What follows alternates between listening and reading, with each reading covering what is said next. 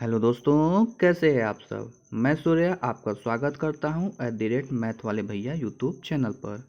मैं आपके लिए लेकर आया हूं डीएलएड 4th सेमेस्टर राजन सीरीज सामाजिक अध्ययन बहुविकल्पी प्रश्न पार्ट 2। चलिए इन्हें देखते हैं और याद करने की कोशिश करते हैं। 2011 की जनगणना के अनुसार उत्तर प्रदेश साक्षरता की दृष्टि से किस स्थान पर है? 15वें स्थान पर, 20वें स्थान पर, 24वें स्थान पर, 29वें स्थान पर। इसका राइट आंसर होगा 29वें स्थान पर।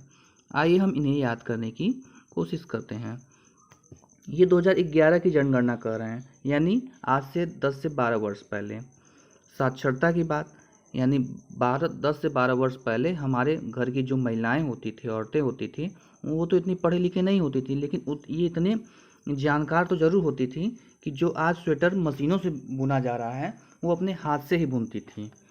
तो बुनने के लिए उन्हें क्या क्या यूज करती थी? एक ऊन का यूज करती थी और एक तीली का यूज करती थी। ऊन ती ऊन ती ऊन ती यानी 29वें स्थान पर था। यानी 2011 की जनगणना के अनुसार उत्तर प्रदेश साक्षरता की दृष्टि से किस स्थान पर था? 29वें स्थान पर था। आशा करते हैं आप रिलेट कर पाए होंगे। चलिए नेक्स्ट क्वेश्चन की ओर चलते हैं। भारत की सबसे प्राचीन पर्वत श्रृंखला कौन सी है? हिमालय, अरावती, पश्चिम घाट, सतपुड़ा। इसका राइट आंसर होगा अरावली। आइए इसे रिलेट करके याद करने की कोशिश करते हैं। पर्वत श्रृंखला, अगर कोई पेड़ है और उसकी जो शाखाएं हैं वो पर्वत की तरह हैं, तो उसे काटने के लिए किसकी यूज करना पड़ता है? आरी का यूज करना पड़ता है। आरी यानी आरी से क्या हो जाएगा? अरावली। तो प्राचीन पर्वत श्रृंखला कौन सी है? भारत की सबसे प्राचीन पर्वत श्रृंखला कौन सी है? अरावली है। आशा करते हैं आप रिलेट कर पाए होंगे। नेक्स्ट क्वेश्चन की ओर चलते हैं। नेक्स्ट क्वेश्चन हमारा क्या है? भारत में कुपोषण का स्तर मापने के लिए कितने वर्ष तक के बच्चे लिए जाते हैं? 0 से 5 वर्ष तक के, 0 से 8 वर्ष तक के लिए, 0 से 10 वर्ष तक के लिए, 0 से 12 वर्ष तक के लिए। इसका राइट आंसर होगा 0 से 5 वर्ष तक के लिए। और जो कुपोषण मापने के लिए बच्चे लिए जाते हैं वो 0 से 5 वर्ष मतलब स्टार्टिंग के एज के बच्चे लिए जाते हैं। चलिए नेक्स्ट क्वेश्चन की ओर चलते हैं। नेक्स्ट क्वेश्चन क्या है? संयुक्त राष्ट्र संघ की संस्था यूनिफेम का मुख्य कार्य क्या है? स्वास्थ्य सुविधाओं को बढ़ावा देना, पर्यावरण संरक्षण को बढ़ावा देना, महिला सशक्तिकरण एवं लैंगिक समानता को बढ़ावा देना, कृषि सुधार को बढ़ावा देना। इसका राइट आंसर होगा महिला सशक्तिकरण एवं लैंगिक समानता को बढ़ावा देना। चलिए इसे याद करने की कोशिश करते हैं। यहाँ यूनिफेम आ रहा है। यूनिफेम यानी यूनिफॉर्म। यूनिफॉर्म हम लोग को क्यों प्रोवाइड किया जाता है? कि किसी के साथ भेदभाव ना हो, सभी को समान दिखे। तो समान, लैंगिक समानता और अधिकतर महिलाओं के साथ भेदभाव होता है कि उन्हें कम समझा जाता है। तो महिला सशक्तिकरण एवं लैंगिक समानता को बढ़ावा देना। यानी संयुक्त राष्ट्र संघ की संस्था यूनिफेम का मुख्य कार्य क्या है? महिला सशक्तिकरण एवं लैंगिक समानता को बढ़ावा देना। आशा करते हैं आपको समझ में आया होगा और रिलेट कर पाए होंगे। चलिए नेक्स्ट क्वेश्चन की ओर चलते हैं। नेक्स्ट क्वेश्चन क्या है? सत्यार्थ प्रकाश रचना है। स्वामी दयानंद सरस्वती, रामकृष्ण परमहंस, स्वामी विवेकानंद, राजा राम मोहन राय। इसका राइट आंसर होगा स्वामी दयानंद सरस्वती। चलिए इसको याद करने की कोशिश करते हैं। सत्यार्थ, सत्य का अर्थ हमको दिखाई देता है और प्रकाश मतलब नई रोशनी हमको दिखाई देती है। कब दिखाई पड़ती है? सत्य का अर्थ हमें कब पता चलता है? जब दया होती है। किसकी दया होती है? सरस्वती माँ की। सत्य का अर्थ हमको पता चलता है और प्रकाश यानी नई रोशनी हमको प्राप्त होती है। कब होती है? जब दया होती है। और किसकी होती है? सरस्वती माँ की। तो सत्यार्थ प्रकाश रचना है स्वामी दयानंद सरस्वती जी की। चलिए नेक्स्ट क्वेश्चन की ओर चलते हैं। जलियांवाला बाग हत्याकांड किसने करवाया? Simon, General Dyer, Lord Dufferin, Lord Curzon. इसका राइट आंसर होगा जनरल डायर। चलिए इसे याद करने की कोशिश करते हैं। जलिया से हम जाल बनाते हैं। तो हम लोग पहले क्या होता था, जो हमारे टीवी पे नाटक वगैरह देता था उसमें दिखाया जाता था, जो जाल बिछाता है वो कौन होता है? वो डायन लोग होते हैं। डायन। तो डायन से क्या हो जाएगा? डायर। डायन से क्या हो जाएगा? डायर। तो डायन क्या करती है? जाल बिछाती है। जाल। जलियांवाला बाग हत्याकांड किसने करवाया? जनरल डायर कराया। नेक्स्ट क्वेश्चन की ओर चलते हैं। स्वराज हमारा जन्मसिद्ध अधिकार है, ये किसका कथन है? लाला लाजपत राय, राम प्रसाद बिस्मिल, बाल गंगाधर तिलक, इकबाल। इसका राइट आंसर होगा बाल गंगाधर तिलक। चलिए इसे याद करने की कोशिश करते हैं। स्वराज, स्वराज और अधिकार।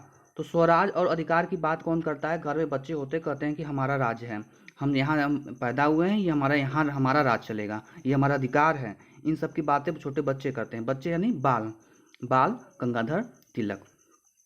और इसी पे एक क्वेश्चन और बनता है, स्वराज, स्वराज के बारे में समझता है कि कोई किसी ने समझा और इसके बारे में पुस्तक लिखी, तो वो किसने लिखा? और इसे समझने के लिए कोई महात्मा ही होना चाहिए, कोई महात्मा ही होगा जो समझेगा। तो स्वराज के बारे में किसने लिखा?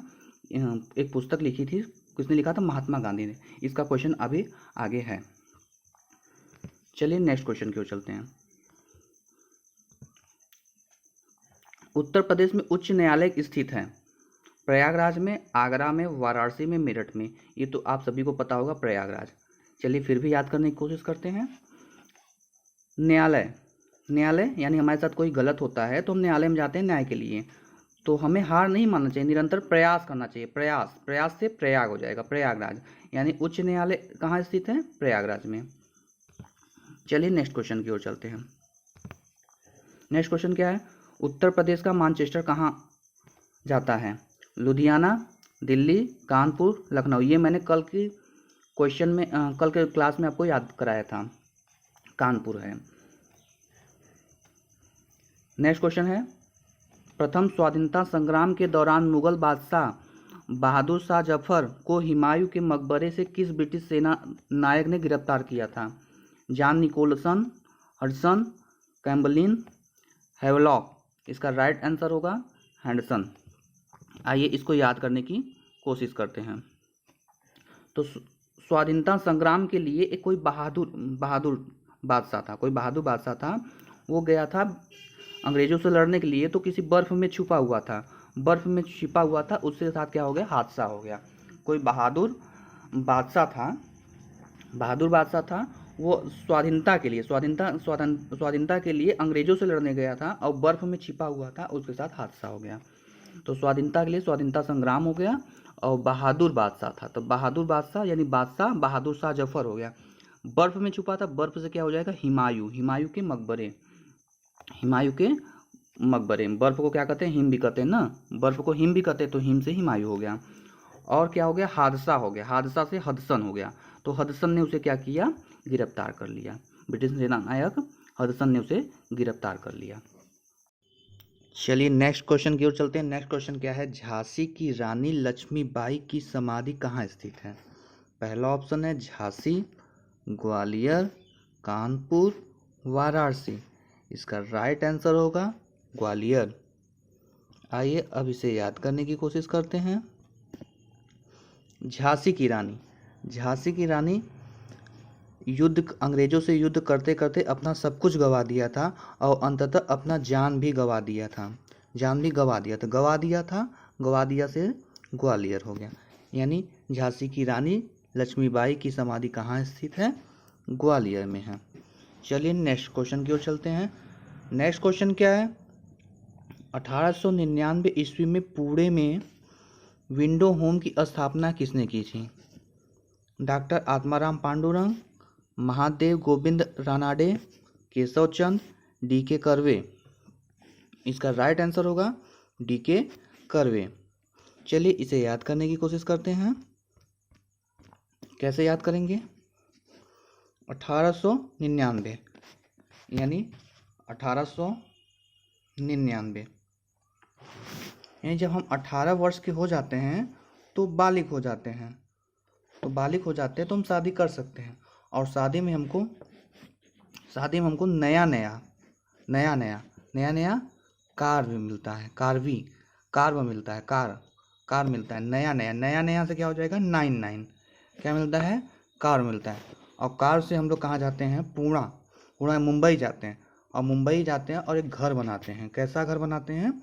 विंडो होम बनाते हैं, विंडो होम की स्थापना करते हैं। यानी क्या हो जाएगा? 18 वर्ष के हो जाते हैं तो हम शादी कर सकते हैं और शादी में हमको नया कार मिलता है, नया नया कार मिलता है, नया नया कार मिलता है, और जिससे हम मुंबई जाते हैं, मुंबई पुणे जाते हैं और विंडो होम की स्थापना, विंडो होम घर बनाते हैं, विंडो होम की स्थापना करते हैं। इससे हमारा क्लियर होता है, इससे हमारा क्या क्लियर होता है, 1899 ईस्वी में पुणे में विंडो होम की स्थापना किसने की थी? डीके कार्वे ने की थी। आशा करते हैं आप रिलेट कर पाए होंगे। चलिए नेक्स्ट क्वेश्चन की ओर चलते हैं। नेक्स्ट क्वेश्चन हमारा क्या है?